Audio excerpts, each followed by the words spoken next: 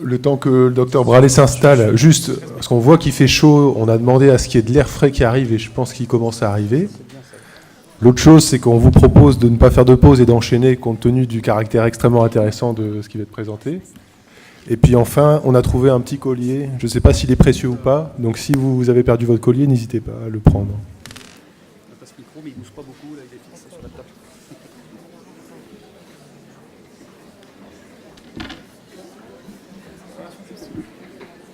Ah bah après, ouais, il y aura d'autres temps d'échange.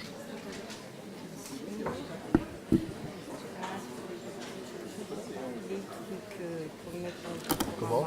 Je ne vois pas où est votre petit. Ah, moi, je mets un écran.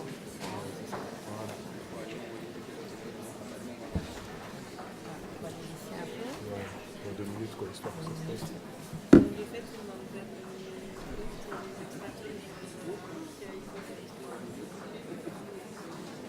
Qu'est-ce que vous voulez que je fasse?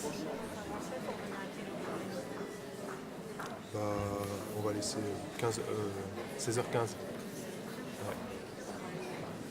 Vous voulez que je commence Bah, je pense qu'il faut commencer. Bonjour.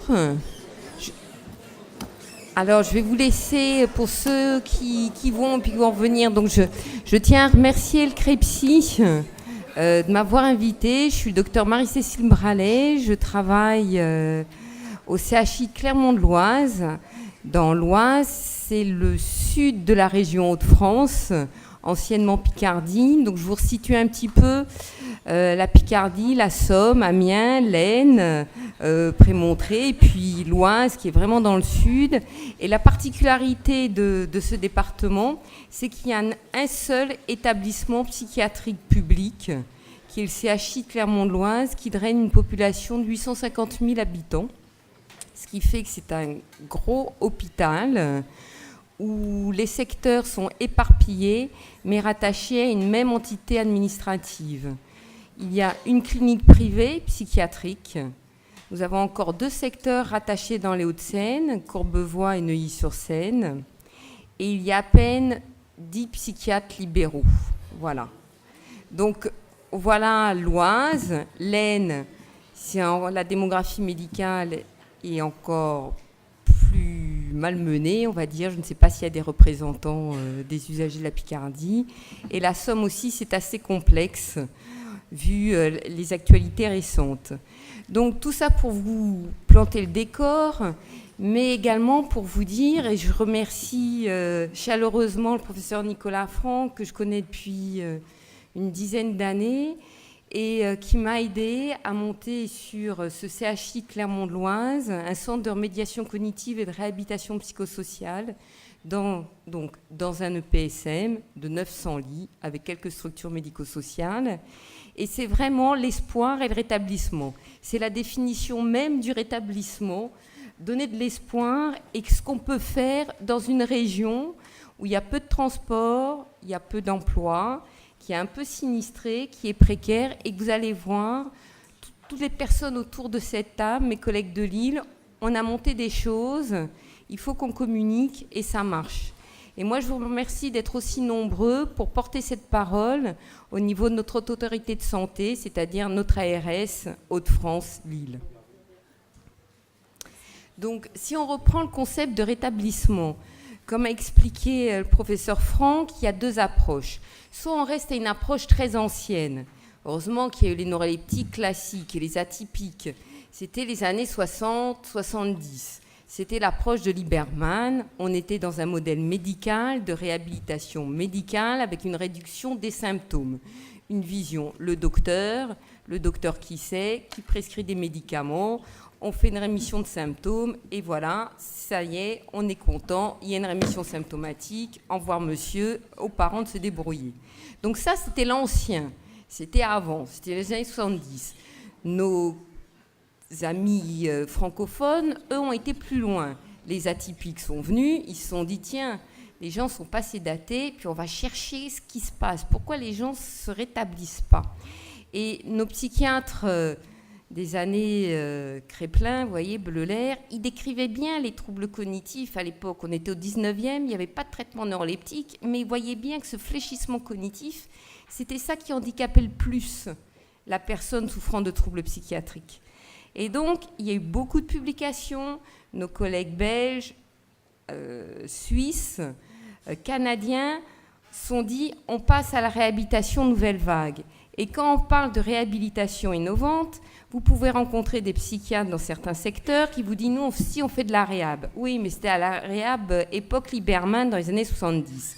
Non, ce qu'on vous propose, c'est la réhabilitation orientée vers le modèle de rétablissement selon un modèle du processus. C'est-à-dire, on ne vise pas la guérison, la rémission symptomatique. Et quand vous discutez avec vos collègues, ils vous disent bien que la majorité des personnes n'ont pas une rémission ad integrum. Il y a des symptômes qui les handicapent. Donc, il faut se placer de la part de l'usager dans une décision médicale partagée, que chacun possède un potentiel de rétablissement, que vous soyez hospitalisé depuis 25 ans avec 25 rechutes, que vous ayez un niveau cognitif, un niveau scolaire où vous avez été jusqu'à la 5e, ou vous êtes en première année de commerce. Voilà, chacun a un potentiel. Et ça, c'est important que les gens l'entendent. Ce qu'il faut, c'est aller le redire aux gens et identifier ce potentiel. Donc, c'est donner le pouvoir, rendre le pouvoir à chaque personne pour qu'il puisse contrôler ses symptômes et construire sa vie comme il la souhaite. Donc, c'est un changement de paradigme, c'est passer de l'agenda du professionnel qui est overbooké, rendez-vous dans 3 mois au CMP, à l'agenda du patient. Et vous voyez bien qu'il faut se mettre dans une autre perspective. Donc, le modèle du rétablissement est un processus actif, fondé sur l'expérience de la personne, ses efforts continus pour surmonter et dépasser les limites de la maladie. C'est un processus profondément personnel et de transformation de ses attitudes, de ses valeurs, de ses sentiments, de ses buts, de ses compétences et de ses rôles, afin que la personne puisse vivre de façon satisfaisante et épanouie, en dépit des limites causées par sa maladie. Ce processus est non linéaire. Il peut y avoir des périodes de stagnation, voire de retour en arrière. C'est la vie, c'est normal.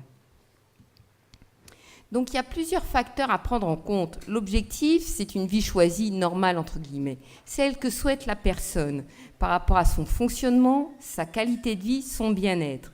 Donc, c'est de l'espoir, redonner de l'espoir qu'on peut faire quelque chose, que la personne a des ressources et des compétences et qu'elle a des responsabilités, qu'elle peut prendre des responsabilités dans ses soins, dans sa vie. Bien sûr, le professeur Franck vous a parlé de tous les symptômes. C'est important d'avoir une évaluation des symptômes, que ce soit au niveau des symptômes négatifs persistants, de l'insight, comment j'internalise cette maladie, si je suis déprimée, mes troubles cognitifs, au niveau de ma mémoire, au niveau de mon attention, la compréhension des intentions des autres, au niveau de la cognition sociale, qu'est-ce que je parle de mes capacités au niveau métacognitif, comment j'ai stigmatisé la maladie, mes capacités de résilience. Et puis, il n'y a pas que cela. Vous pouvez évaluer cela, mais il faut aussi voir le contexte, l'accessibilité au système de soins, les ressources, à quelle heure ouvre le CMP, combien de temps il faut que je mette, combien de bus je dois prendre. Voilà, c'est pas pareil d'habiter Lille que d'être à Fourmies ou dans le Pas-de-Calais. Les comorbidités, les habitudes de vie, le support social ou familial, les compétences sociales et fonctionnelles, et puis comment la personne s'est construite, parce qu'elle a construit une estime de soi qui s'est dégradée au fur et à mesure des hospitalisations, de la stigmatisation de la pathologie. Redonner de l'espoir, c'est que la personne sente qu'elle est capable de faire quelque chose, c'est le sentiment d'efficacité personnelle, et les biais cognitifs, comment j'interprète une situation.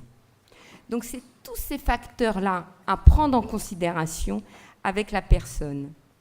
Il y a des obstacles.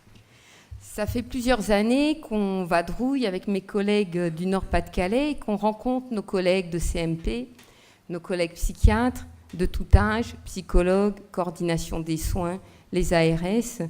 Et puis, il y a quand même des gens qui ont fait des papiers qui se sont dit qu'il y a quand même des obstacles. Et il y a un papier qui montre quelles sont les croyances. En fin de compte, quand vous voulez changer quelque chose, c'est pas parce que vous arrivez en disant « Non, mais je sais que ça marche, il y a de la revue de la littérature, c'est scientifique. » Alors vos collègues vous disent « Ah, si c'est scientifique, bah, c'est normal, il y a des lobbies, il y a des trucs et tout. » Donc voilà, il y a des croyances erronées. On a tous des croyances erronées. Et la réhabilitation, c'est pareil. Le rétablissement, c'est pareil. Il y en a qui vont vous dire bah, « C'est normal, c'est une mode, c'est là où on peut avoir des crédits, allez, on fait le truc. » Ça ne s'applique pas à mes patients, ils sont hospitalisés depuis 20 ans, de toute manière, non, je sais, la schizophrénie, c'est l'évolution déficitaire, c'est Crépin, c'est la démence précoce, c'est pour les bacs plus 20. Il suffit que je fasse juste un petit traitement efficace et ma personne est rétablie, il prend son traitement, une injection retard, c'est très bien, ça suffit largement. Les soins sous contrainte ne sont pas au frein au rétablissement. C'est un peu paradoxal. Vous êtes sous contrainte et on vous demande de reprendre confiance et de reprendre le pouvoir sur vos soins. Orienter les soins vers le rétablissement, alors c'est là, on n'a qu'un seul gâteau, on vous dit qu'on est à 3%, il faut les déficits et tout, donc tout le monde stresse et dit, oh là là, si on met tous les moyens sur la réhab ou le rétablissement, nous, comment on va pouvoir accueillir l'ado aux premières tentatives de suicide? Donc les gens, ils se crispent. Rétablissement, ça ne veut pas dire fermer les services. Et ce que dit le professeur Franck, c'est cela. Il ne faut pas faire des centres de réhabilitation dans chaque CCMP, c'est pas ça, il faut mailler. Il faut un vrai parcours de soins. Il y en a qui disent c'est rendre les personnes normales. Mais qui c'est qui est normal? Donc ça ne va pas non plus. Il y a un accompagnement. Bon, faut savoir ce que veulent les gens. Et puis, seules les personnes rétablies peuvent apporter une contribution efficace à la société. Les pères aidants, nos participants, heureusement qu'ils sont là, l'UNAFAM, nos familles, nos usagers, parce que lorsqu'on se réunit tous les 6 mois, on essaye tous les ans pour revoir nos programmes, ce qui nous apporte, ça nous fait évoluer, ça nous fait changer aussi. Et c'est pour ça que moi je fais ce métier et les infirmiers également. Donc en 2009, on a ouvert le centre Chrysalide sur l'Oise qui accueillait l'ensemble des personnes souffrant de troubles psychiques chroniques et notamment psychotiques et leurs proches qui résidaient dans le département. Depuis 2014, on accueille des personnes souffrant de troubles du spectre autistique. C'est un centre de jour qui offre un programme de soins personnalisés qu'on a appelé, nous, Combimode, défini à partir d'une évaluation clinique, sociale, neurocognitive et fonctionnelle complète. Vous avez vu pour quelles raisons il fallait faire cette évaluation en amont du patient et de son souhait de réhabilitation personnelle, soit un retour à la vie professionnelle dans le milieu ordinaire ou autre, ou à une vie sociale, ou reprendre la musique, aller à la bibliothèque, voilà. C'est vraiment, on s'adapte à la personne. On propose une prise en charge intégrative du patient Combimode, plusieurs modules. Alors ça, c'était une invention de l'équipe ensemble qu'on a appelée Combimode. C'est pas scientifique, on s'est dit tiens, on va appeler ça, c'est sympa. Alors module de remédiation cognitive, module d'éducation thérapeutique intégrative, exposition in vivo, et on a rajouté les thérapies comportementales et cognitives. Alors j'entendais quelqu'un qui me disait oui, il vient, il n'est pas motivé. Voilà, la question de la motivation, de la préparation, ça nous a posé aussi souci. Quand on a ouvert en 2009, les collègues m'envoyaient des patients en force pas stabilisés, puis en disant bon, tiens, elle s'amuse, elle fait de l'ordinateur, on va lui envoyer les patients de toute manière. Voilà. Et donc, effectivement, au début, vous êtes obligé de faire une communication auprès de vos collègues pour leur expliquer ce que c'est la réelle réhabilitation et ce que c'est le rétablissement. Et que ce travail de et qu'on n'allait pas prendre leur place, qu'on s'inscrivait dans un dispositif de soins qui intégrait, bien sûr, le sanitaire, mais également le médico-social et l'associatif. Donc, on travaille la motivation en amont pour que la personne s'approprie le dispositif Chrysalide. Parce que vous dites à quelqu'un « Bonjour, on va t'envoyer à Chrysalide pour faire de la remédiation cognitive ». Le patient, il dit « Mais c'est quoi ce truc ?» Donc, il vous l'adresse et il dit « Non, je ne veux pas ». Voilà, ce qui est à peu près normal. On vous dit « Vous allez faire ça, je vais t'inscrire au sport, vous n'aimez pas ça, vous n'irez pas ». Bon, on visite la structure, on fait connaissance et on demande une lettre de motivation. On fait participer l'ensemble des intervenants également à la réflexion du projet de réhab qui doit être celui du patient. Donc, l'équipe qui nous adresse, qu'elle soit du médico-social, que ce soit l'usager, que ce soit le sanitaire, ils ont toutes les plaquettes, ils ont le dossier de préadmission et ils discutent ensemble, avant de nous l'adresser, autour des différents modules. Et puis moi, je demande à mes collègues quelles sont les perceptions subjectives du patient et du professionnel autour de la perception des symptômes, des troubles cognitifs. À mon collègue psychiatre, est-ce que monsieur X a des troubles cognitifs? Alors là, il me dit, mais de quoi elle parle et tout, donc il est obligé de me contacter. Voilà, c'est comme ça qu'on fait de la diffusion et de la formation au fur et à mesure. Et on ne cède pas. Si le dossier n'est pas bien rempli, je le renvoie. Il manque telle ou telle rubrique. Voilà, ça a pris du temps, mais maintenant, les adressages, on travaille tous ensemble. Donc les traitements, les facteurs de rechute, les personnes ressources et les proches. Une fois que on a le dossier de préadmission, on donne un rendez-vous d'entretien motivationnel avec la personne, la famille, si tout est OK, et puis on fait un entretien motivationnel à 3. Le neuropsychologue, l'infirmier thérapeute et puis moi, pour avoir un regard croisé.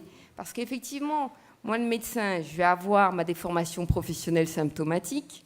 Bon, et puis je suis vécu comme le médecin. Le neuropsychologue va voir un petit peu les troubles cognitifs et va expliquer aux patients à quoi ça sert un bilan de neuropsychologie en santé mentale, en expliquant les ressources, à quoi ça sert, les exercices, en faisant un lien quotidien, et les infirmiers également. Voilà, on explique tout ça, on monte les ateliers, et puis si la personne, elle est OK, on lui dit OK, on vous explique, hein, on recueille la plainte. Moi, la première question que je leur demande, c'est qu'est-ce qui vous handicape dans le quotidien ? Je ne leur demande pas c'est quoi votre maladie, qu'est-ce qui vous handicape ? Et puis on discute 1 heure, et ce qui permet de recueillir la plainte et les souhaits, de moins voir s'il y a une contre-indication au niveau des symptômes aigus. Seule de contre-indication, si la personne est en crise et si elle a des toxiques matin, midi et soir. Voilà, il n'y a pas de autre contre-indication. Toute personne peut bénéficier de réhabilitation psychosociale. On explique les objectifs. Tout de suite, on donne un rendez-vous d'évaluation clinique, les rendez-vous d'évaluation neuropsychologique et les rendez-vous d'évaluation fonctionnelle avec un infirmier. Et puis, on fait un courrier de synthèse et on transmet à tous les acteurs qui interviennent. Le médecin du CMP, le psychologue, la personne du SAMSA. Donc, le rôle du neuropsychologue dans un centre de réhabilitation.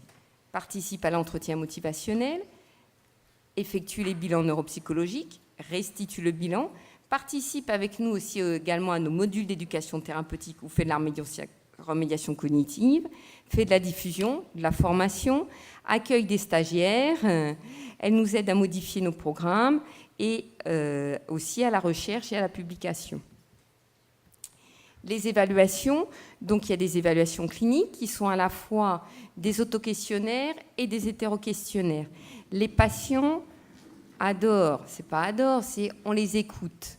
Et puis via ces évaluations, on peut discuter d'autres choses. C'est un outil, c'est un support, c'est pas pour mettre les gens dans des cases. Ça nous permet de parler autre chose à travers cela. Donc avec de l'estime de soi, avec l'insight des différents, l'internalisation de la stigmatisation, les qualités de vie. Les évaluations neuropsychologiques, que ce soit une batterie de neurocognition et une batterie de cognition sociale qu'on a standardisé avec nos collègues du Nord-Pas-de-Calais et au début avec la FRC et avec Nicolas Franck, donc nous avons les mêmes outils. Les évaluations fonctionnelles, effectivement, comme on fait partie du même réseau, nous avons les mêmes évaluations. Nicolas vous a montré au niveau des stades de rétablissement où en était la personne. Il y a des échelles d'évaluation, des perceptions subjectives, des échelles de communication, de résolution de problèmes, de phobie sociale, de bien-être. Et puis pour les personnes du médico-social qui travaillent avec les usagers, il y a des évaluations également. C'est ce parti d'évaluation fonctionnelle. Tous les ans, on essaye de voir ce qu'il y a le mieux, ce qui peut être le plus utile pour chaque professionnel, où il se situe, s'il travaille dans le médico-social, dans le soutien en emploi ou dans le sanitaire. À quelle place intervient la personne dans le parcours. Une fois que toutes ces évaluations sont faites, on fait une synthèse qu'on appelle de préadmission avec tous les acteurs et on restitue à la personne les points forts et ce qu'elle souhaite faire et on lui propose un programme à la carte, ce qu'on a appelé Combimode. Et on lui dit, voilà, si vous proposez, on vous propose ça, on donne des fiches d'information et tout. Vous avez le droit d'arrêter, partir en vacances, vous avez le droit de nous recontacter, c'est vous qui décidez. Et puis la personne, si elle est OK, c'est contractualisé, tout le monde est au courant et il devient un participant et plus un malade. Donc, au niveau du maillage territorial, on s'est positionné tout de suite, directement, pas au centre, mais en partenariat avec les dispositifs soignants, les municipalités, le médico-social, le milieu du travail, les universités, au niveau de la recherche également. Donc, comme je vous disais, c'est un parcours de réhabilitation. La motivation, le transfert de compétences se fait tout au long du parcours. Il y a le centre de remédiation cognitive et de réhabilitation, mais il y a un travail en amont avec le dossier de préadmission et en aval avec des séances du rappel-approfondissement. Là, c'est une autre façon de vous présenter les choses avec les différents programmes qui sont à la carte, soit des modules d'éducation thérapeutique combinés à des modules de remédiation cognitive, de la TCC et des expositions in vivo qui sont faites par nos partenaires de secteur et du médico-social. Le TP, on l'a construite, elle est intégrative, elle s'inspire des déficits cognitifs, des thérapies comportementales et cognitive, ainsi que de remédiation cognitive, favorise le transfert des compétences avec des interventions ponctuelles d'autres professionnels de l'équipe Chrysalide. Le programme de TP schizophrénie a été labellisé par l'ARS de Picardie à l'époque, en 2011 et en 2015, avec différents sous-modules, symptômes, hygiène de vie, entraînements habités social, à raison de 2 groupes par semaine, une séance théorique, une séance pratique. Un module équilibre et nutrition qui s'appuie sur la notion de plaisir alimentaire, des ressources écologiques de la personne et des troubles cognitifs, et le module d'information famille, pro-famille. Voilà, c'était juste pour vous montrer, par exemple, c'est 1h30, la séance théorique, accueil, relaxation, on corrige la tâche à domicile entre les 2 séances, une partie théorique avec tout ce qui est les techniques pédagogiques, les exercices en séance, reprise des points clés, une tâche à domicile pour la prochaine séance qui est reprise en exercice pratique pour reprendre ce qui a été vu, des exercices de relaxation, des jeux de rôle et des intervenants extérieurs. Donc on a découpé comme ça, je vous montre, voilà, c'est par exemple une diapositive issue de type qu'on explique comme cela. L'idée, c'est de répondre et élargir l'offre aux besoins de la population. Pour les troubles envahissants du développement et du spectre autistique, on travaille déjà donc, depuis 2014 avec le CRA d'Amiens, le CITED, le Génopsy à Lyon, le Centre Ressources et le groupe Recherche pour proposer de l'éducation thérapeutique, de la remédiation cognitive adaptée et du pro-famille pour les personnes TSA, TED. Les maladies génétiques rares, expression psychiatrique également. On est centre compétent maladies rares rattaché au Génopsy, les troubles bipolaires, les tentatives de suicide et les addictions. Nous avons des activités de formation où nous participons au DU de psychoéducation et de remédiation cognitive Lyon 1, de l'handicap psychique à Paris, et puis un master psychologie, handicap et déficit à l'université Amiens-Picardie. On intervient au niveau des internes de DES de la grande région et des IFSI. Au niveau de notre formation continue, on a mis un programme ouvert au médico-social et au sanitaire avec un programme de sensibilisation de 2 jours, plus un stage sur Chrysalide et une supervision, avec l'éducation thérapeutique également, le partenariat avec le centre ressources du Vinatier pour former l'ensemble des personnels de l'établissement avec les gens de Chrysalide.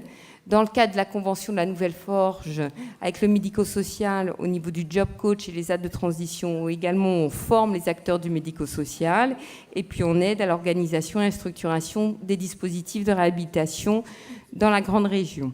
Ce qui nous a conduit, et je vais en terminer, 3 minutes, à la création d'un pôle ressources d'évaluation et de réhabilitation psychosociale pour les personnes âgées, pour les troubles du spectre autistique, pour les pathologies psychiatriques complexes et résistantes et chrysalines. C'est départemental, c'est intersectoriel, c'est sur le rétablissement. Donc, nous avions dans ce centre hospitalier des structures interdisectorielles, la psychogériatrie, la structure, le CITED pour les troubles envahissants du développement avec déficience intellectuelle, chrysalide, et l'ensemble des patients hospitalisés au long cours. Nous avons fait un centre, une unité de soins renforcés de réhabilitation pour pathologies chroniques complexes et résistantes qui va ouvrir en novembre, et nous avons formé tout le personnel à la sensibilisation, à la réhabilitation et à la remédiation cognitive. Les missions de ce pôle, c'est des missions de préadmission et d'orientation avec des évaluations cliniques, neuropsychologiques et fonctionnelles, supervision et coordination, faire une éducation thérapeutique transversale et le transfert des compétences in vivo en lien avec le secteur médico-social et les associations, formation, recherche, communication, afin de diffuser la culture du rétablissement, lutter contre la stigmatisation et favoriser la prévention. Des évaluations plus approfondies de chaque service, qu'elles soient cliniques, pharmacologiques avec le CHU, neuropsychologique, psychomote, ergo, biologique, génétique, Et puis les outils de réhabilitation qu'on a mis en place, qui sont intégratifs et innovants, avec une palette de soins qui s'adaptent à chacun. La remédiation cognitive, les approches multisensorielles, psychocorporelles, activités centrées sur l'autonomie, la socialisation, l'art-thérapie, les activités sportives, la prise en charge des aidants, que ce soit en thérapie de soutien, en thérapie systémique, familiale, en psychoéducation et en éducation thérapeutique, les ateliers thérapeutiques du CHI, et puis l'insertion professionnelle en collaboration avec le secteur et le médico-social, avec les ESAT de transition, les job coach et une ETP soutien en emploi. Pareil que tout à l'heure, le pôle d'évaluation et de réhab qui est en lien avec tous les partenaires.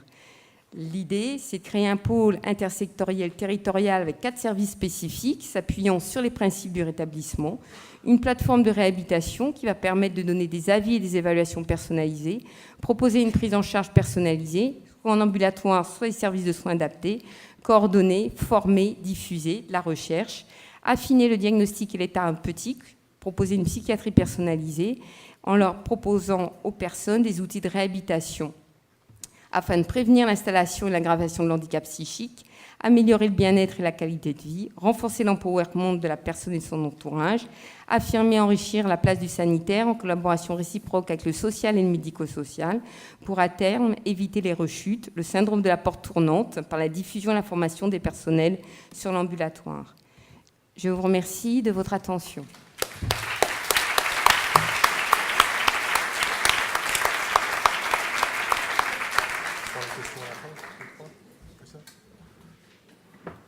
On vous propose de prendre les questions après la présentation des 3 intervenants.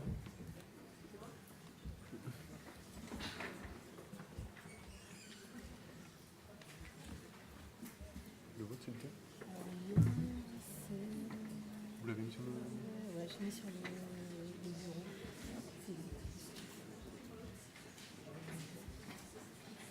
Bonjour, pendant que le diaporama s'installe, je voulais d'abord remercier Mathieu Auchin du CREPSI, le Dr Trine, d'avoir pensé à nous réunir.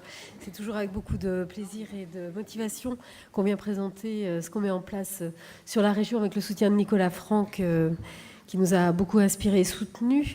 Alors moi, je suis médecin psychiatre sur le CHR de Lille et je suis chargée de vous présenter un petit peu ce qu'on met en place avec mes collègues du Nord-Pas-de-Calais. Et depuis que nos régions sont réunis avec le sud des Hauts-de-France et avec le docteur Bralet. Je vais essayer de trouver une bonne distance avec le micro pour ne pas vous casser les oreilles. Alors, tout d'abord, je voulais reprendre cette petite diapositive qui reprenait un peu la philosophie des soins que tous les intervenants de réhabilitation autour de la remédiation cognitive partagent. C'est une philosophie de soins qui s'appuie sur un espoir qui est un espoir partagé. On parle beaucoup de l'espoir retrouvé pour l'usager, mais c'est important que le praticien puisse aussi retrouver cet espoir-là et que ce parcours de rétablissement soit partagé aussi par le praticien, que lui aussi soit dans un rétablissement pour faire écho à la réflexion que vous faisiez par rapport au changement que devait aussi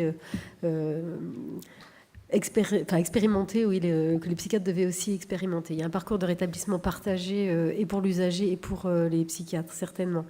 Donc cette posture, elle s'appuie sur une vision optimiste mais réaliste de la maladie et elle tient compte de la temporalité du parcours de l'usager. Et pour ne pas utiliser le terme d'empowerment, j'ai utilisé le terme d'incapacitation qui est utilisé par le docteur Cornobis, traduction de nos collègues québécois. On s'appuie sur des évaluations initiales qui sont des évaluations cliniques, bien sûr, mais fonctionnelles. Ça, vous l'avez compris, ça a été présenté par Nicolas Franck, présenté par Marie-Cécile Bralet, et le docteur Delisle vous remontrera aussi leur méthode de travail. Et elle propose une offre de soins qui est individualisée pour l'usager et qui est intéressante pour les secteurs de psychiatrie ou pour les structures de santé parce qu'elle s'adapte à l'écologie de chaque dispositif de soins. L'idée, c'est vraiment qu'il n'y ait pas de perte de chance, avec une accessibilité des soins, et puis travailler avec des outils qui sont partagés et des évaluations qui peuvent mettre en évidence les preuves de l'efficacité de ces soins-là. Le partenariat médico-social est prévalent et on s'appuie sur le rapport du centre de preuves et le rapport Laforcade qui propose un modèle très intéressant avec un médico-social qui préexiste à l'intervention du sanitaire, qui permet au sanitaire d'intervenir à un temps juste et à se dégager pour laisser le parcours de vie de l'usager courir sans forcément un accompagnement des soins. Et puis une préoccupation particulière pour le soutien aux familles. Je vous le dis, j'en profite, le programme Pro-Famille n'est plus présent dans le Nord-Pas-de-Calais depuis quelques années, mais il y a des velléités de reprise de ce programme de psychoéducation ou de construction de programmes de psychoéducation pour les familles dans différents secteurs, je vais vous présenter. Et puis on travaille bien évidemment avec les structures qui accompagnent le soutien à l'emploi et le job coaching. Alors, nos réflexions, elles ont commencé de façon très concrète au travers d'un réseau d'échanges de pratiques initié par les premiers formés au diplôme d'université d'en médiation cognitive. Donc, il y avait le docteur Delisle qui était donc à l'initiative de ces échanges de pratiques, les neuropsychologues également formés. Et ce réseau s'est densifié et se réunit de façon très régulière, de façon au départ très informelle pour partager autour des pratiques et des outils d'évaluation. Et puis depuis, on va dire, la réunion avec le sud de notre grande région, avec le docteur Bralet, avec l'idée de travailler sur une organisation des soins sur le territoire. Et on a sollicité de concert l'ARS il y a 1 an exactement. Et ça a donné lieu à cette journée d'information du 11 janvier. Qui a permis une première diffusion de ces informations autour de ces soins et une très récente réunion, puisque c'était la semaine dernière, auprès de l'ARS, avec l'idée d'écrire un cahier des charges. Et ce que disait Nicolas Franck est très juste, on se sent très bien, on est tout à fait écouté par nos tutelles, par l'ARS, mais il nous manque, ça c'est tout à fait certain, l'appui des usagers qui, je pense, sont des acteurs clés pour pousser les motivations des structures de soins. Nous sommes toujours confrontés à des discussions très, finalement, gestionnaires sur les budgets, les déficits, la démographie médicale, etc. Et on n'est pas en capacité, sur le plan sanitaire, d'argumenter plus que ça. Je pense que l'usager a beaucoup plus de cartes dans son jeu pour pouvoir expliquer à combien c'est important de mettre en place ces soins-là. On bénéficie également du soutien de la Fédération de recherche en santé mentale qui a produit une étude qui tente à évaluer les besoins de soins sur la région des Hauts-de-France au travers de la consommation des antipsychotiques et des premiers diagnostics de psychose. Donc on sent qu'il y a un mouvement assez coordonné de tous et cette structuration que l'on souhaite, que l'on porte vraiment de nos voeux, elle s'appuie sur le modèle de Rhône-Alpes et de la Nouvelle-Aquitaine, avec des centres référents, comme le centre Chrysalide, présenté par Marie-Cécile, et la MGEN, que vous présentera le docteur Delisle. Et puis elle s'appuie aussi sur des centres de compétents, de proximité, que nous maillons au travers de ce réseau depuis quelque temps. Je vais vous présenter sur une carte à peu près comment on se répartit. La MGEN fonctionne déjà comme un centre référent, avec des médecins et des neuropsychologues formés au diplôme d'université de remédiation cognitive, des infirmiers formés au diplôme et un accès à de nombreux outils de remédiation que le docteur Delisle vous listera également beaucoup. Ce qui est très intéressant, c'est qu'il y a vraiment une association entre les outils de soins de remédiation et l'éducation thérapeutique qui est proposée à un moment adéquat dans le parcours du patient. Il y a une richesse de programmes autour de l'éducation thérapeutique qui s'intéresse donc au spectre de la schizophrénie, aux troubles bipolaires et puis depuis très récemment aux troubles dépressifs. Ce qui est intéressant dans cette équipe, c'est qu'il y a également un case manager qui permet un accompagnement individualisé et au plus proche des besoins du patient. C'est un lieu de stage pour les DU de remédiation et de psychoéducation.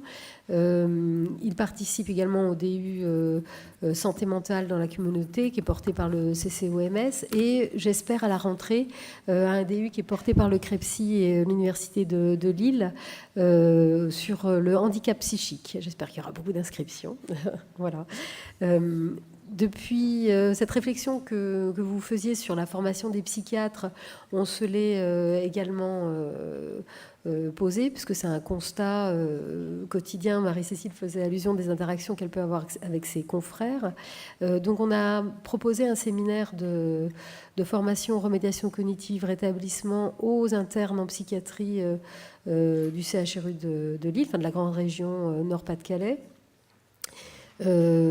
Qui a connu, enfin c'est notre première année, il y a eu un franc succès et l'usager a une grande place dans ces formations-là et on va participer à des journées de formation sur les IFSI du Nord.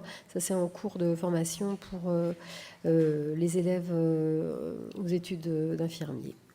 Les participations au réseau de recherche sont également importantes et la MGN participe au PHRC porté par Nicolas Franck, qui vise à montrer l'intérêt de la remédiation cognitive et l'impact sur le retour à l'emploi. Donc ça, on peut dire que cette équipe-là, sur le Nord, posée sur l'île, correspond à un centre, à ce qu'on pourrait attendre d'un centre référent en remédiation cognitive sur un bassin de population d'à peu près 2 millions d'habitants. Là, je vous montre ce qu'on appelle les centres compétents, les centres de proximité. Vous vous rendez compte sur cette petite carte, alors la métropole est extraite comme ça de la carte, qu'on a un maillage intéressant avec des collègues précurseurs sur Tourcoing, donc le PSM Lille Métropole, des collègues également sur l'agglomération lilloise, autour du docteur Bartoletti, qui coordonne sur plusieurs secteurs de soins, des centres de réhabilitation, également le docteur Dutoit qui est sur Roubaix, qui est aussi un pionnier. Ça fait très longtemps qu'il propose des soins de remédiation cognitive et qui va les structurer comme un centre de proximité. On a également nos collègues, que j'oublie toujours, de l'EPS MAL, avec le docteur Elia qui se renseigne comment soutenir l'installation de ces soins de remédiation cognitive pour en faire un centre de proximité. Et nous collaborons aussi avec des collègues qui sont à la clinique des 4 cantons. C'est une structure santé-études portée par la Fondation des étudiants de France, avec nos collègues de Lautré-Amont et d'Orpea, qui sont d'un groupe privé. Alors sur Orpea, c'est assez particulier puisque c'est un centre qui est situé à Berlaymont, qui est un centre de post-cure et qui se coordonne autour des soins de remédiation cognitive avec des échanges sur les évaluations. Et puis pour terminer par mon secteur, mon équipe est bien représentée là-haut, je les ai repérés. On a 3 DU de remédiation cognitive, un DU de psychoéducation qui est en route et on va probablement organiser quelque chose avec la MGEN pour pouvoir soutenir les fonctions de formation, de recherche qui sont attendues par les centres référents. Je vous montre tous les centres qui sont des centres, on va dire, sympathisants, qui sont en demande de formation, en demande de mise en place, tant dans le Nord que dans le Pas-de-Calais, avec des équipes extrêmement dynamiques qui ont compris l'intérêt de ce genre de soins. Alors sur des services dont la terminologie, enfin l'identification va peut-être vous perturber, puisqu'on appelle ça des services de réhabilitation, mais ce sont des services d'hospitalisation complète pour des patients hospitalisés depuis au moins 3 ans, âgés depuis plus de 30 ans. Depuis 30 ans, qui n'ont pas été désinstitutionnalisés. C'est l'occasion de montrer l'efficacité des soins de remédiation cognitive sur ces structures-là pour pouvoir après étendre ces soins au plus tôt dans la maladie. Sur Chrysalide, Marie-Cécile a présenté ce qui est déjà en état, les centres de proximité sur Abbeville, Amiens, Saint-Quentin et Prémontré. C'est une très grande région, moins peuplée, mais avec des difficultés de communication que vous imaginez, avec en devenir une collaboration avec le CHRU d'Amiens. Et actuellement, donc, les interactions entre le sud et le nord de nos 2 régions, avec l'idée d'homogénéiser nos pratiques, de collaborer à une base de données régionale et nationale soutenue par le Centre Ressources de Lyon, pour permettre de mettre à disposition aux usagers, à disposition des usagers, un panier de soins, comme dit Marie-Cécile, qui offre des soins de réhabilitation et soutient le parcours de rétablissement de l'usager.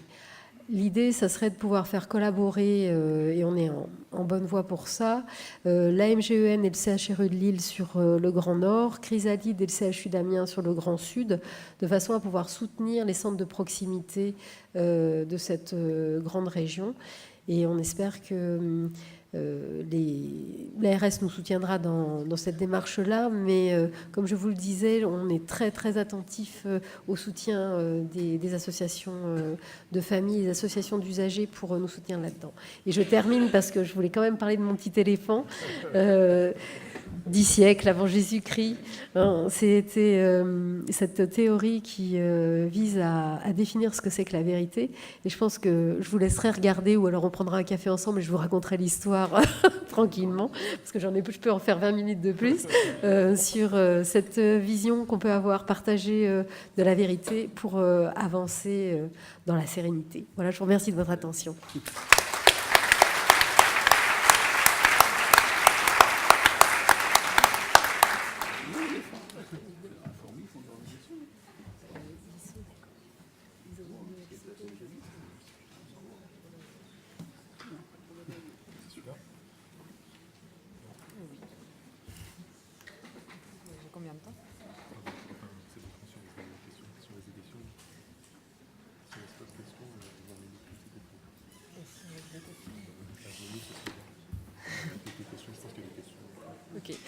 Bon, bonjour à tous. Donc moi, je suis le docteur Sophie Delille. Je suis médecin psychiatre à l'établissement de santé mentale MGEN de Lille et responsable du département de réhabilitation psychosociale. Donc moi, je suis chargée d'illustrer un petit peu tout ce qu'on vous a dit en vous présentant un parcours de patients. Donc j'ai choisi 2 cas cliniques pour illustrer les soins de réhabilitation psychosociale et leur articulation avec les structures sanitaires et médico-sociales. Avant de commencer, je vais juste rapidement vous rappeler que notre établissement est ouvert à tous, il n'est pas sectorisé et il n'est pas réservé aux mutualistes de la MGEN. Donc tout le monde peut venir consulter dans notre établissement qui se trouve en centre-ville de Lille. Nous avons 2 unités, un rue de Paris, donc tout près de la mairie et de la gare, où il y a l'unité de consultation et d'hôpital de jour, et une 2e antenne rue d'Antin, près du marché d'Oisem, où nous avons une maison des usagers en santé mentale, où vous pouvez trouver toutes les informations nécessaires sur les centres de soins de la région. N'hésitez pas à la contacter. Et à l'étage se trouve notre département de réhabilitation psychosociale. L'intérêt, c'est que le lieu de soins de réhabilitation psychosociale est détaché de tout autre lieu de soins, de l'hôpital de jour. C'est vraiment l'endroit où on va pour se rétablir et c'est très apprécié des patients. Un mot sur le parcours de soins, évidemment, ça commence toujours par une consultation psychiatrique, mais n'importe qui peut nous adresser quelqu'un pour une prise en charge. Les patients, d'ailleurs, viennent très souvent d'eux-mêmes parce qu'ils ont entendu parler de notre offre de soins par le bouche à oreille ou les associations. Une structure médico-sociale peut tout à fait conseiller à un patient de venir nous consulter. On n'a pas de dossier de pré-inscription qui filtre les arrivées. C'est la consultation psychiatrique qui permet de faire le bilan et d'orienter les soins. À l'issue de cette consultation, si on estime que le patient, la personne on est au bon moment dans son processus de rétablissement, on va lui proposer une phase d'évaluation avec un bilan neuropsychologique, un bilan éducatif partagé, un bilan fonctionnel, à l'issue duquel on va proposer une restitution où le patient est invité avec un proche, avec les professionnels de santé qu'il aura choisi pour accompagner son projet. Et on va faire ensemble un bilan des points forts, des points faibles de la personne et lui faire une proposition de soins et établir ensemble un projet de soins. Et ensuite, vous voyez, on peut proposer des soins de remédiation cognitive, d'éducation thérapeutique du patient. On peut parfois aussi passer par le biais de l'hôpital de jour pour proposer des activités plus en lien avec les centres d'intérêt de la personne, si c'est le bon moyen pour la personne d'entrer dans son processus de rétablissement. Donc j'accélère pour rentrer dans le vif du sujet. Je vais sans transition, vous présenter le parcours de Monsieur P, qui est un jeune homme de 27 ans, qui est célibataire, qui vit avec sa mère. Il travaille actuellement dans le cadre de l'ESAT éthique, comme agent de service hospitalier en EHPAD, depuis janvier 2017. Il est suivi en CMP depuis avril 2013, suivi aussi par le SAVS Ensemble Autrement, qui est spécialisé dans la prise en charge des personnes en situation de handicap psychique depuis novembre 2014 et dans notre département depuis 2016. C'est un garçon qui a présenté des troubles d'apprentissage dès l'école primaire, avec un suivi orthophonique pendant toute sa scolarité.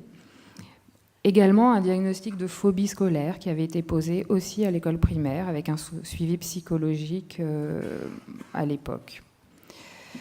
Petit à petit, les symptômes vont s'installer de manière insidieuse, un échec scolaire, un isolement social, des consommations de cannabis, une irritabilité importante, et puis il va décompenser sur un mode dépressif au décours du divorce de ses parents en 2012, avec une tentative de suicide, et c'est là qu'il va rentrer en contact avec les services de santé mentale, et où il va révéler à ce moment-là qu'il entend des voix depuis toujours, depuis la petite enfance.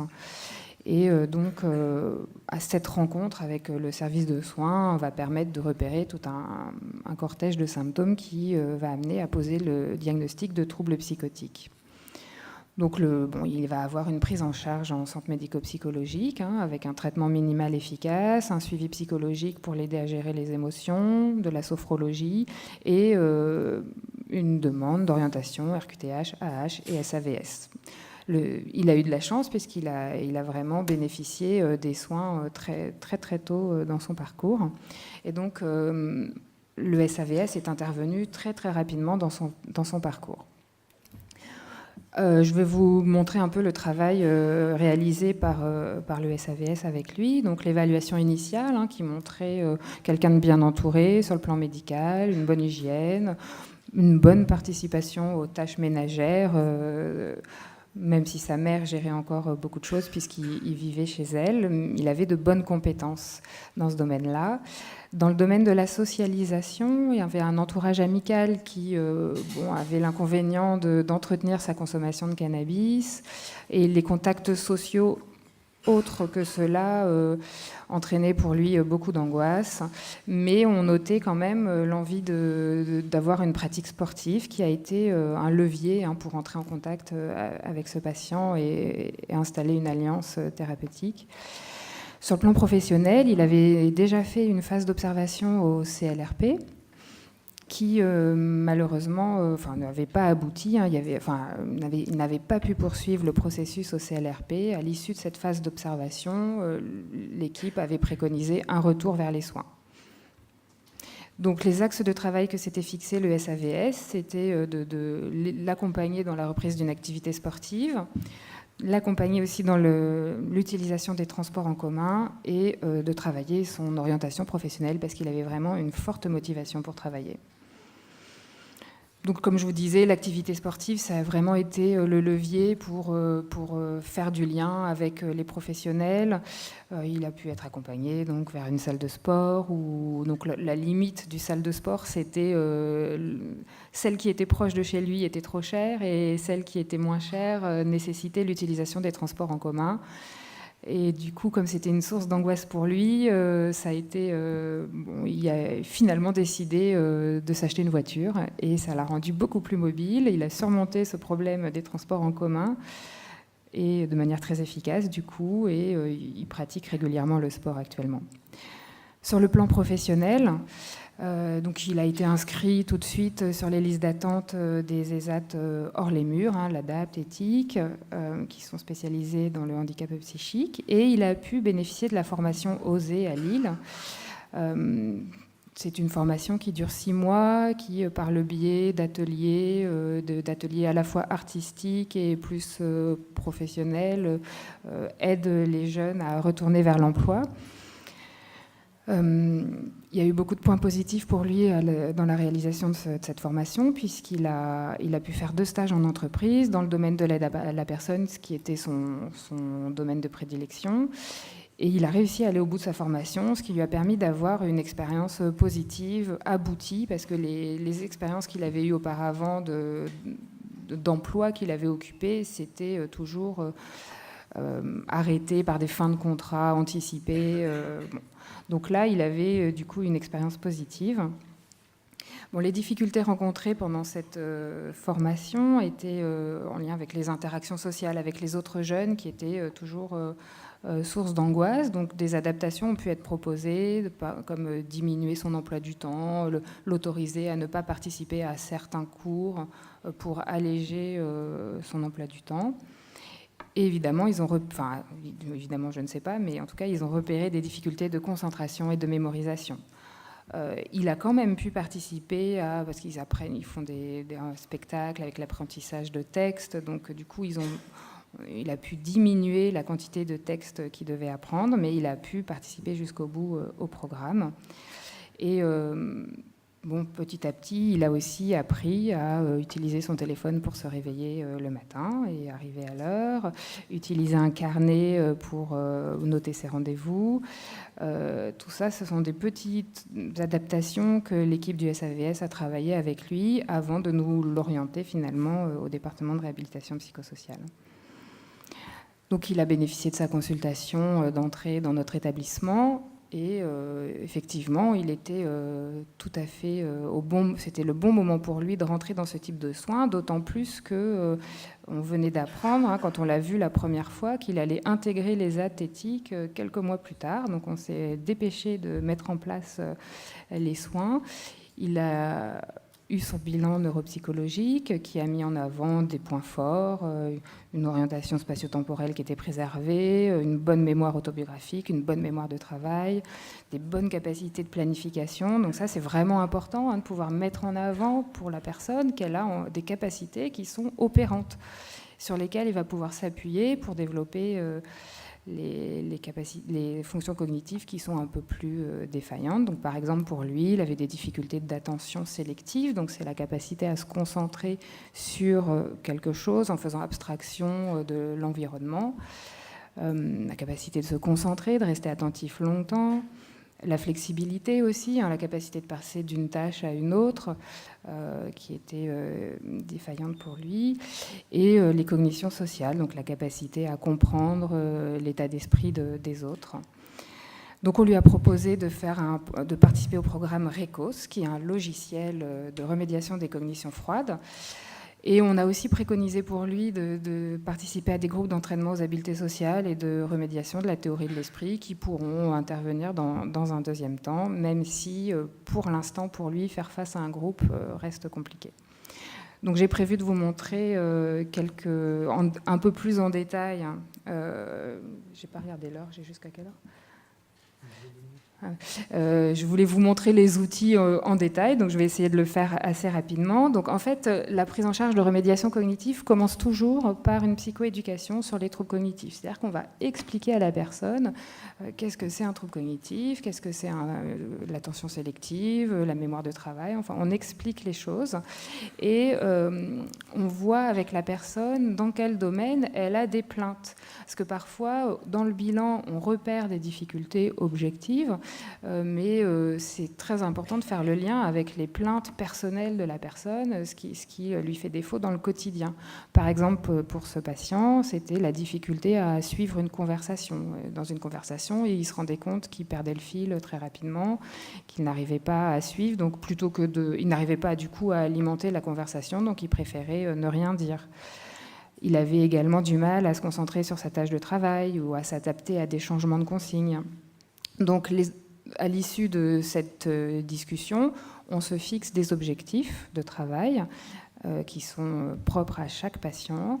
Et dans son cas, l'idée, c'était de pouvoir améliorer sa capacité d'attention et de concentration pour la réalisation de ses tâches professionnelles et de mieux retenir ce qu'on lui dit pendant les entretiens médicaux ou au cours des conversations. Donc voilà, je vous montre concrètement à quoi ça ressemble. Vous avez un ordinateur portable sur lequel est installé le logiciel et le patient est face à son ordinateur, le thérapeute à ses côtés et on travaille ensemble.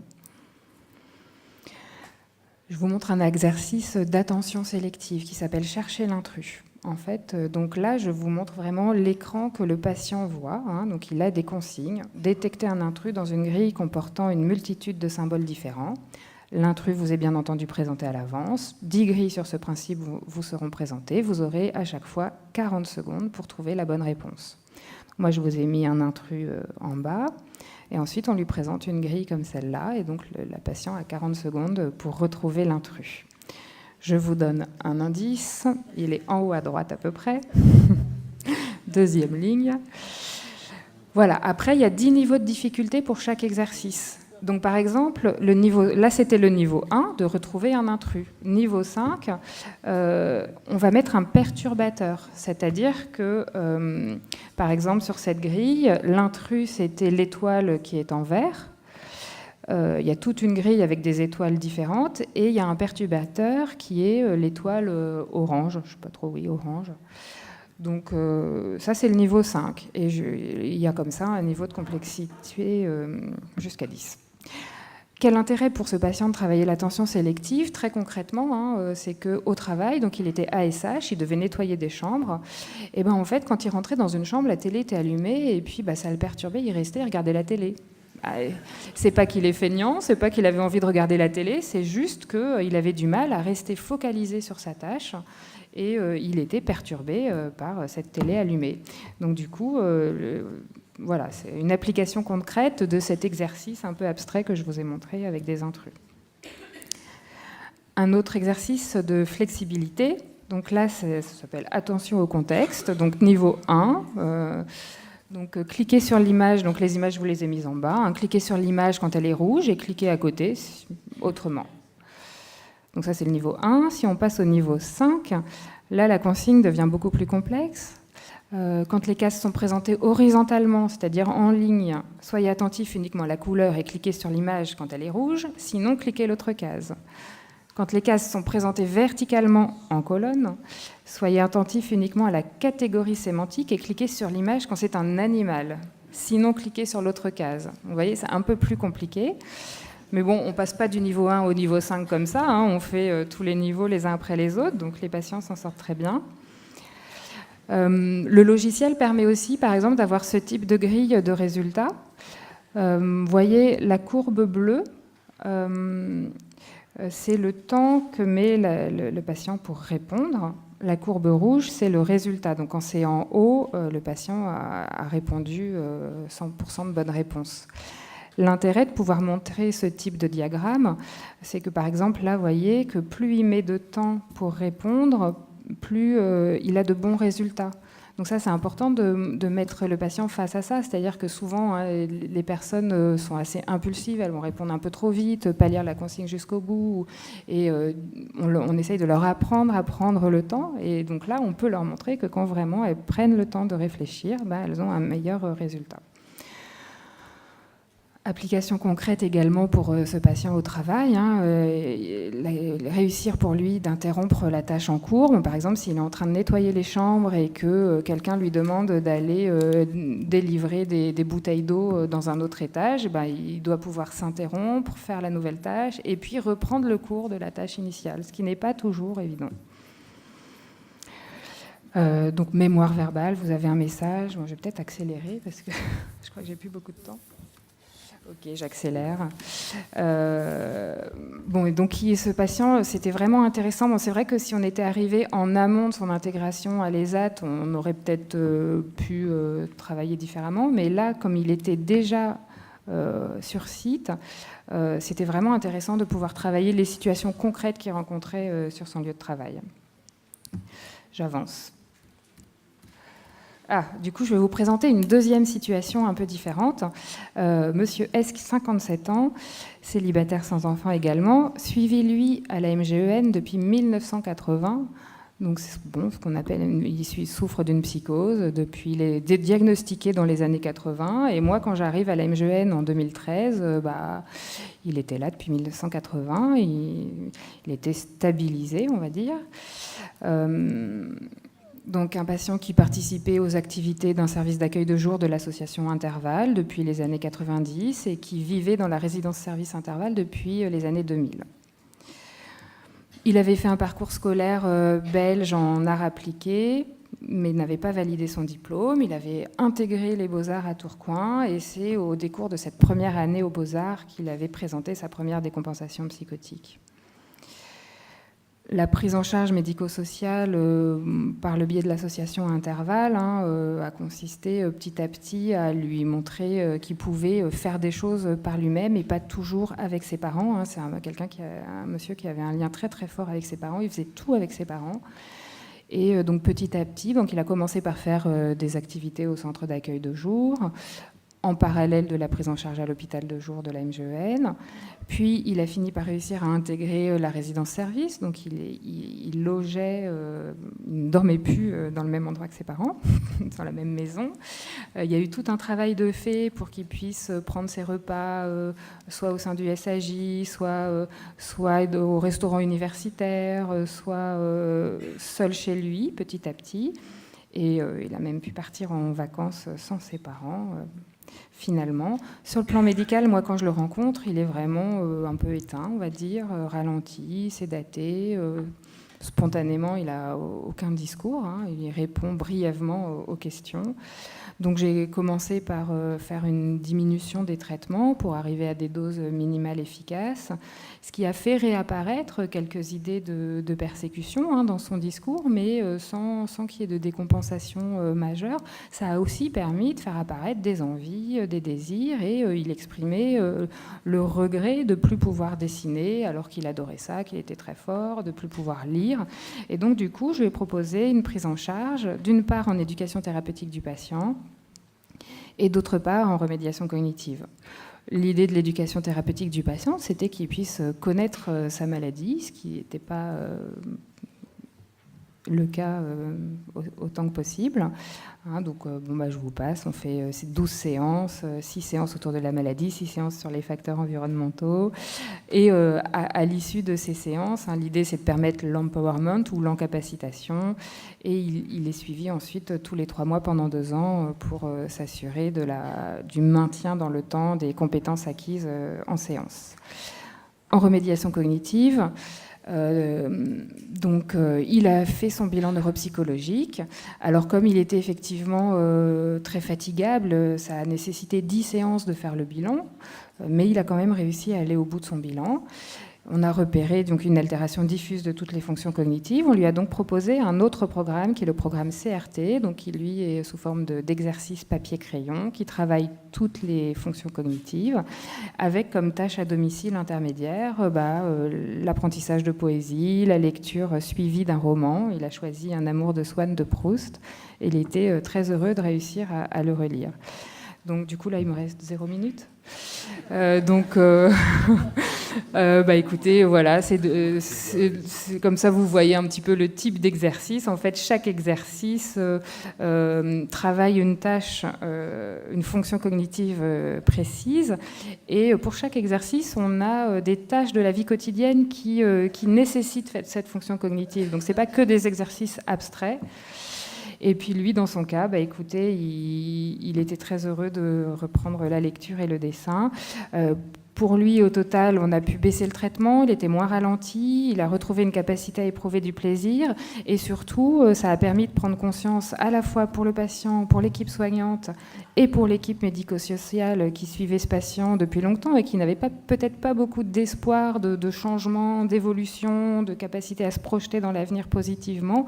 Et bien là, tout le monde, on a tous pris conscience que même pour des patients avec une pathologie très installée, assez enquistée, il y avait des choses à faire et à proposer pour améliorer leur qualité de vie.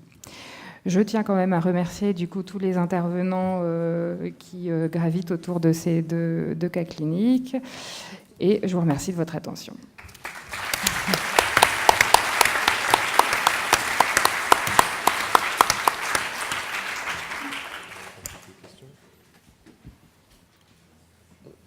On peut prendre quelques questions.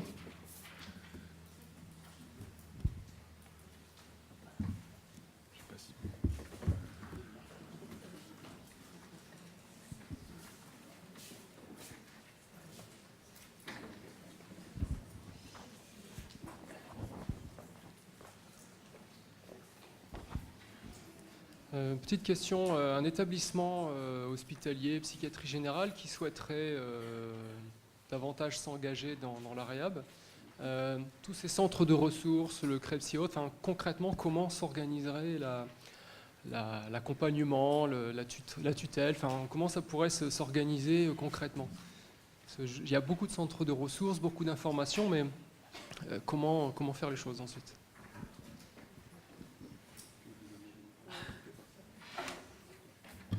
Moi, ce que je dirais volontiers, c'est que, puis après je vais laisser la parole aux collègues sur le terrain, c'est que normalement, c'est dans la mission des centres référents sur un territoire de santé d'aller accompagner l'établissement qui veulent s'engager et devenir centre de proximité.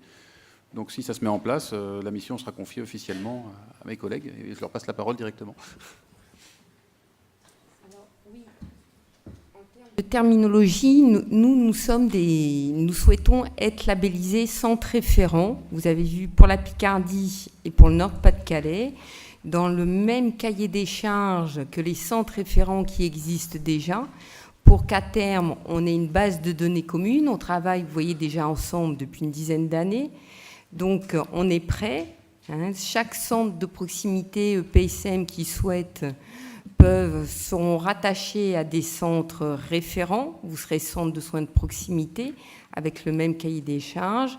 Ce que je peux vous dire, c'est que ça fait depuis des années, et moi depuis 1 an et demi, depuis la fusion des 2 régions, où avec Claire, Olivier et puis Sophie, nous avons écrit au DG de l'ARS, nous avons rencontré à plusieurs reprises la référente de la santé mentale, et comme dit Claire, il nous manque ce petit coup de pouce, parce que il y a eu plein de choses, la fusion, le décret, les GHT, les trucs, et on voit bien qu'il manque pas grand-chose pour qu'il y ait une concrétisation, quoi. On n'est pas des dispositifs comme ça préliminaires. On existe déjà, on fonctionne déjà, on a maillé le territoire sur nos propres deniers et moyens à moyens constants. Voilà. On est prêt à former, on le fait depuis des années. Les gens aussi se sont motivés, se sont restructurés. Il nous manque plus que cette lisibilité et je souhaite ardemment que l'ARS Hauts-de-France offre cette lisibilité à tous les usagers des Hauts-de-France. Ouais, voilà. On appelle ça la réhab, mais moi j'appelle souvent ça des soins de droit commun. Ça devrait être effectivement un plateau technique offert dans toutes les structures. Donc effectivement des soins de droit commun, mais la mise en œuvre est quand même compliquée. Il y a des résistances, la formation, elle n'est pas forcément évidente. C'est pas forcément évident d'orienter tout le monde dans la formation, d'envoyer des infirmiers, des psys, des médecins, de revenir, de développer, d'installer. Enfin, c'est quand même un gros cahier des charges. Et en plus, dans quelle direction? Est-ce que vous vous déplacez dans les structures? Est-ce que vous venez en disant, voilà, où est-ce que vous en êtes? Est-ce que vous faites, vous, un bilan de ce que nous, on a déjà mis en place, de ce qui existe? Oui. Il y a eu le diagnostic territorial de santé, qui c'est dans la loi, qui a été fait. Il y a le projet régional de santé 2, où la réhabilitation psychosociale Hauts-de-France est une des thématiques. Et nous, ce qu'on souhaite, pour pas que les gens s'épuisent et s'éparpillent, on a déjà des choses qui marchent. Avec Nicolas, on a des choses qui marchent, avec une lisibilité, avec l'aide du CREPSI également. Il manque vraiment pas grand-chose. On a déjà fait tout ce travail de débroussaillage sur le terrain. Il manque vraiment la pichenette en disant centre référent, le CREPSI, avec le centre ressources, a une convention. On a la base de données, il y a la fonction support du centre ressources. La RSO de France finance une certaine, et puis Par contre, bon. ce que tu dis, la PICHNET, elle est très importante parce que ça détermine une politique de santé mentale sur le territoire des Hauts-de-France. Pour l'instant, il n'y en a pas. Et là, il faut en mettre une en place. Une fois qu'elle sera en place, il y aura des missions bien spécifiques, il y aura des cahiers des charges pour les centres référents et pour les centres de proximité. Donc on vous dira ce qu'il faut faire, comment le faire, avec quels moyens. Donc ce sera balisé. Pour l'instant, on a déjà labellisé dans une des 2 régions concernées des centres de proximité et qui fonctionnent bien maintenant. Dans l'autre région, ça va se faire probablement l'année prochaine parce qu'on va faire sur des modalités un petit peu différentes. Donc vous voyez, c'est des choses qui sont bien codifiées. On sait comment le faire. Pour l'instant, les hypothétiques futurs centres référents, le centre ressources et toutes les équipes compétentes se déplacent. Vous avez des diplômes pour former les thérapeutes. Vous voyez, il y a 2 choses différentes. Il faut avoir des personnes qui ont les compétences pour faire les soins et savoir les faire. Et puis il faut avoir une organisation. Et puis il faut former tout le monde au principe. Donc, il y a plusieurs objectifs à faire coïncider. Mais on sait comment vous accompagner, on sait comment le faire. Il n'y a pas de difficulté technique de fond. Si vous êtes motivé et si l'établissement porte globalement le projet, ça va marcher. T'es sûr? Ok. Donc il faut venir vous voir. Je voulais juste rajouter, en ce moment, ce qu'on fait depuis plus d'1 an, c'est des exercices de sensibilisation chez nos collègues de secteur, dans le Nord, dans le Pas-de-Calais, dans des structures privées également, où on montre les outils. On communique avec les équipes et on attend effectivement que ça se structure au niveau de l'ARS pour pouvoir intervenir de façon plus concrète. Mais on peut déjà donner accès à nos fonctionnements. On reçoit les équipes chez nous. Il y a beaucoup d'échanges qui se font. C'est trop informel pour nous et on attend qu'il y ait ce soutien des tutelles pour pouvoir coordonner concrètement et organiser concrètement les soins. Voilà.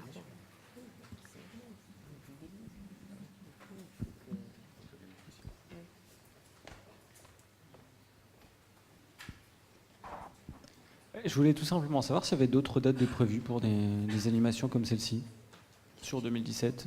J'ai plus la question. Ouais, On n'a pas entendu la question, excusez-moi. je voulais simplement savoir s'il y avait d'autres dates de prévues sur des animations comme celle-ci de cet après-midi, mais sur 2017. Alors, animation, c'est au sens large. Hein. Ouais, Donc, pardon.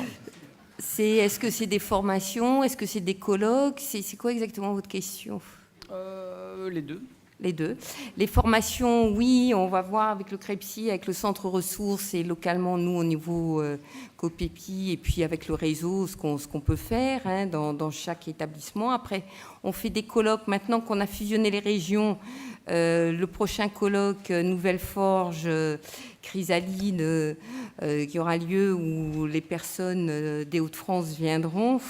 Et puis on sera plus sur l'autisme et les conditions sociales. Voilà, on verra comment on peut faire. Donc il y a des manifestations et je pense que le rôle du CREPSI peut être pas mal pour diffuser. Mais comme vous expliquez Nicolas Franck, il y a plusieurs structurations. Ça. Former les équipes, faire des colloques, faire des échanges. Voilà, c'est là où il faut que maintenant on nous accompagne sur la logistique.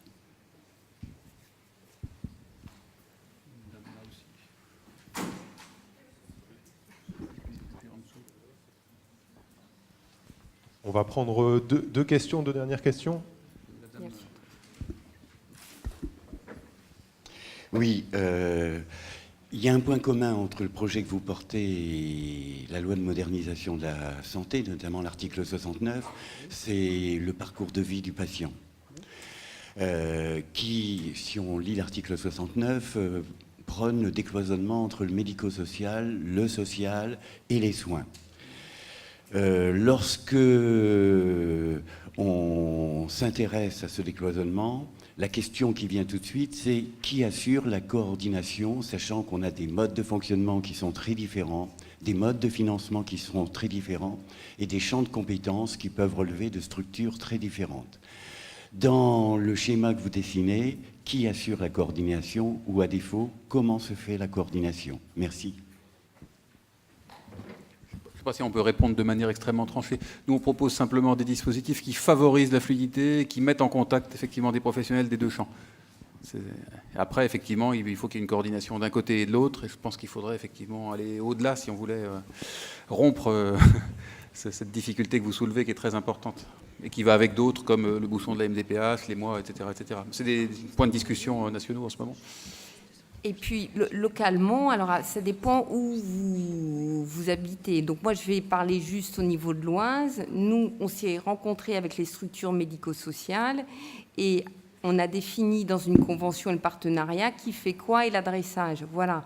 Tout dépend des acteurs, des possibilités de communication, des possibilités de transport, où il y a un ESAT de transition, qui fait de l'IPS dans la région, qui fait de la remédiation cognitive, le réseau de médecins généralistes, quelles sont les associations. Voilà. Il faut que les gens... Il y a les conseils locaux de santé mentale qui peuvent servir à cela. Il y a exactement pas mal de choses dans les projets d'établissement qui sont en cours en ce moment. Donc, c'est vraiment la fibre. Et au niveau de chaque PSM, que les directions, au sens large, que ce soit la coordination générale des soins, le président de CME, le directeur, les affaires logistiques, que tout le monde se mette en lien, le service de formation continue, les usagers, pour proposer des choses coordonnées. Voilà. Exactement. Au moins de rencontres. De rencontres. Bien, oui.